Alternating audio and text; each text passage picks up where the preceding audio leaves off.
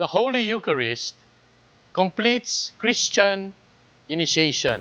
Those who have been raised to the dignity of the royal priesthood by baptism and configured more deeply to Christ by confirmation participate with the whole community in the Lord's own sacrifice by means of the Eucharist.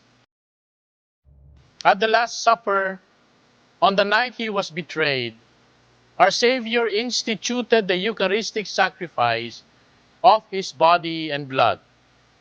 This he did in order to perpetuate the sacrifice of the cross throughout the ages until he should come again.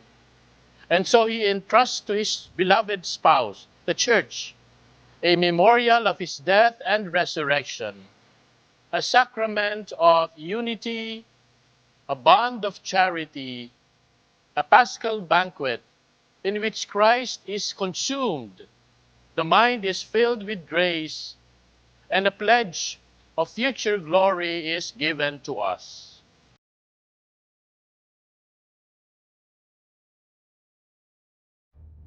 The Eucharist is the source and summit of the Christian life.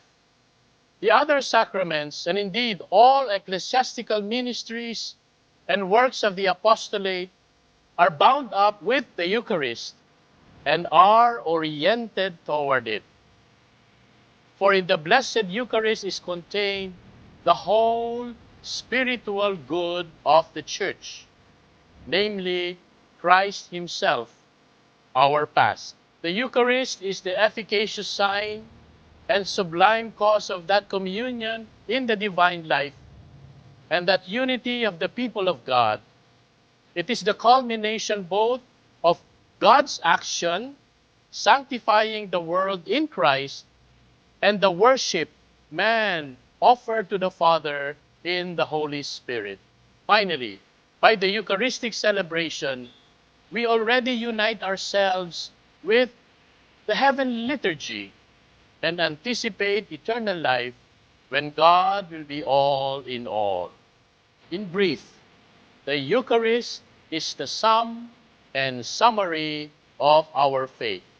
Our way of thinking is attuned to the Eucharist, and the Eucharist, in turn, confirms our way of thinking.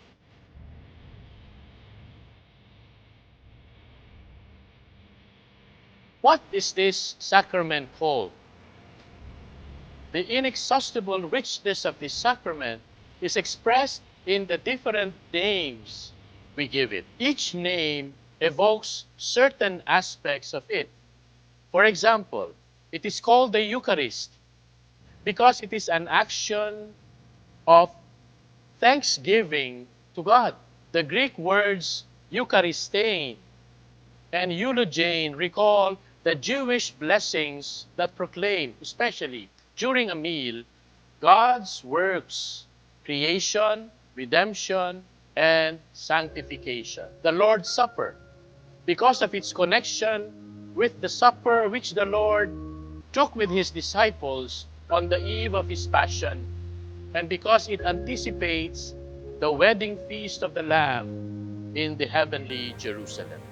The breaking of bread, because Jesus used this rite, part of a Jewish meal, when as master of the table, he blessed and distributed the bread, above all at the Last Supper. It is by this action that his disciples will recognize him after his resurrection. And it is this expression that the first Christians will use to designate their Eucharistic assemblies. By doing so, they signify that all who eat the one broken bread, Christ, enter into communion with him and form but one body in him. The Eucharistic assembly, because the Eucharist is celebrated amid the assembly of the faithful, the visible expression of the Church. The holy sacrifice, because it makes present the one sacrifice of Christ the Savior and includes the Church's offering. The terms holy sacrifice of the Mass sacrifice of praise, spiritual sacrifice, pure and holy sacrifice are also used, since it completes and surpasses all the sacrifices of the old covenant. The holy and divine liturgy, because the church's whole liturgy finds its center and most intense expression in the celebration of this sacrament. In the same sense, we also call its celebration the sacred mysteries. We speak of the most blessed sacrament because it is the sacrament of sacraments. The Eucharistic species reserved in the tabernacle are designated by this same name. Holy Communion, because by this sacrament we unite ourselves to Christ, who makes us sharers in his body and blood to form one single body. We call it the holy things. The first meaning of the phrase communion of saints in the Apostles' Creed, the bread of angels, bread from heaven, medicine of immortality, viaticum, Holy Mass, because the liturgy in which the mystery of salvation is accomplished concludes with a sending forth, missio, of the faithful, so that they may fulfill God's will in their daily lives.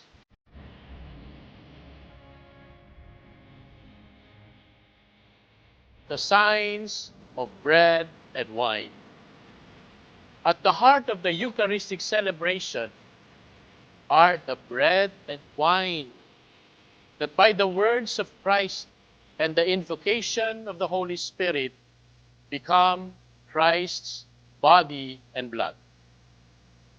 Faithful to the Lord's command, the Church continues to do this in His memory and until His glorious return, what He did on the eve of His passion. He took bread. He took the cup filled with wine. The signs of bread and wine become, in a way, surpassing understanding, the body and blood of Christ. They continue also to signify the goodness of creation.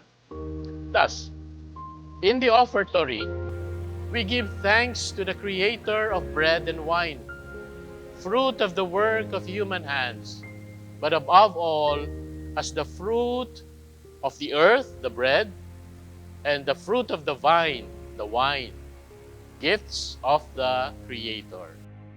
In the Old Covenant, bread and wine were offered in sacrifice among the first fruits of the earth as a sign of grateful acknowledgement to the Creator. But they also receive a new significance in the context of the Exodus. The unleavened bread that Israel eats every year at Passover commemorates the haste of the departure that liberated them from Egypt. The remembrance of the manna in the desert will always recall to Israel that it lives by the bread of the Word of God. Their daily bread is the fruit of the promised land, the pledge of God's faithfulness to His promises. The cup of blessing at the end of the Jewish Passover meal adds to the festive joy of wine an eschatological dimension, the messianic expectation of the rebuilding of Jerusalem. When Jesus instituted the Eucharist, He gave a new and definitive meaning to the blessing of the bread and the cup. In the New Testament, the miracles of the multiplication of loaves, when the Lord says the blessing, breaks the bread, and distributes the loaves through his disciples to feed the multitude, prefigure the superabundance of this unique bread of His Eucharist. The sign of water turned into wine at Cana already announces the hour of Jesus' glorification. It makes manifest the fulfillment of the wedding feast in the Father's kingdom, where the faithful will drink the new wine that has become the blood of Christ.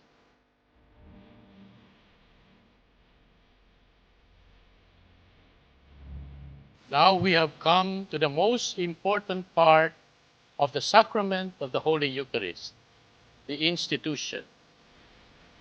The Lord, having loved those who were his own, loved them to the end, knowing that the hour had come to leave this world and return to the Father. In the course of a meal, he washed their feet and gave them the commandment of love, in order to leave them a pledge of this love, in order never to depart from his own, and to make them sharers in his Passover. He instituted the Eucharist as the memorial of his death and resurrection, and commanded his apostles to celebrate it until his return. Thereby, he constituted them priests of the new covenant.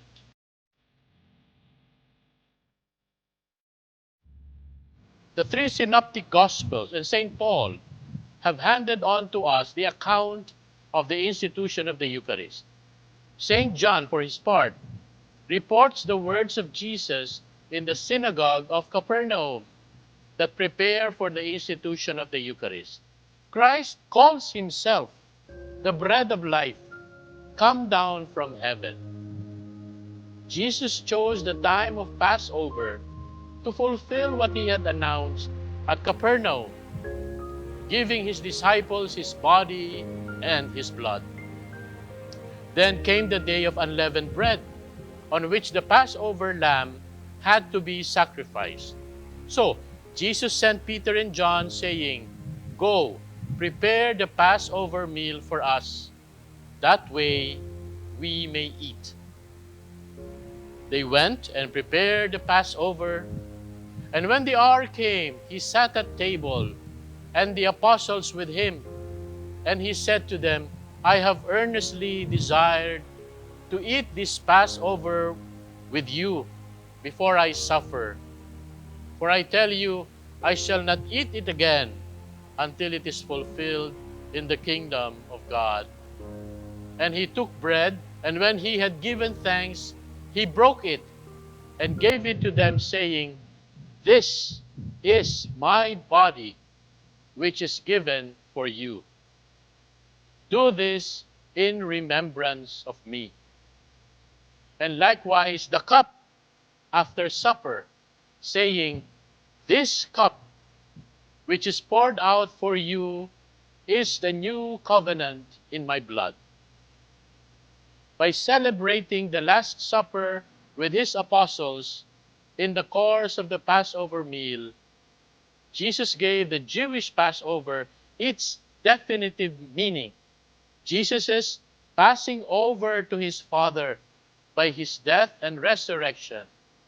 This is the new Passover, and it anticipated in the supper, and we celebrate it in our Eucharist, that which fulfills the Jewish Passover and anticipates the final Passover of the Church in the glory of the kingdom.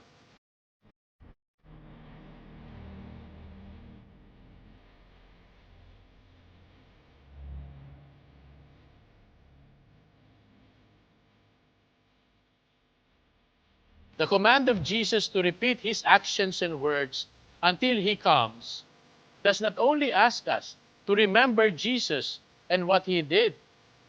It is directed at the liturgical celebration by the apostles and their successors of the memorial of Christ, of his life, of his death, of his resurrection, and of his intercession in the presence of the Father. From the beginning, the Church has been faithful to the Lord's command of the Church of Jerusalem. It is written, "They devoted themselves to the apostles' teaching and fellowship, to the breaking of bread and the prayers." Day by day, attending the temple together and breaking bread in their homes, they partook of food with glad and generous hearts. It was above all on the first day of the week, Sunday, the day of Jesus' resurrection, that the Christians met to break bread. And from that time on, To our own day today, the celebration of the Eucharist has been continued, that today we encounter it everywhere in the church with the same fundamental structure. It remains the center of our church's life.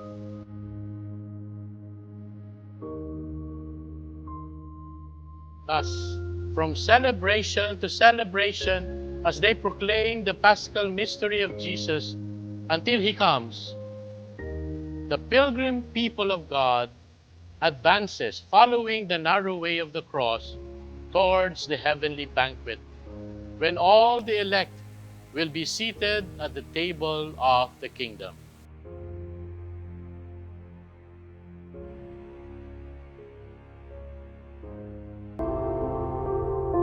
You are watching ATVN Philippines. Emmanuel.